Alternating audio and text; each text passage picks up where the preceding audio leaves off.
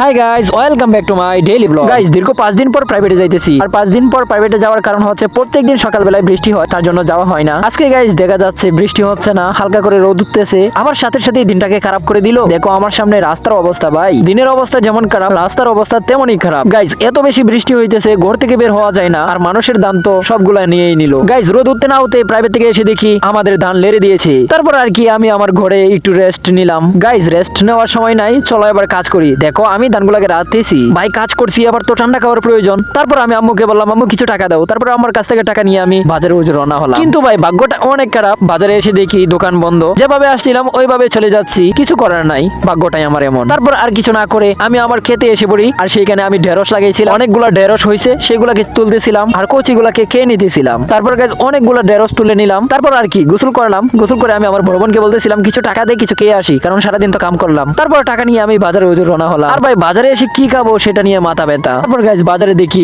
অনেক সুন্দর সুন্দর বড়া আছে, যেগুলা খেলে মুড়ির মতো ফিল হবে। তারপর আমি এগুলাকে নিয়ে নিলাম, কারণ এগুলা খেতে অনেক বেশি ভালো লাগবে। গাইস, তোমরা আমার ভিডিওতে লাইক করো এবং চ্যানেলটিকে সাবস্ক্রাইব করো।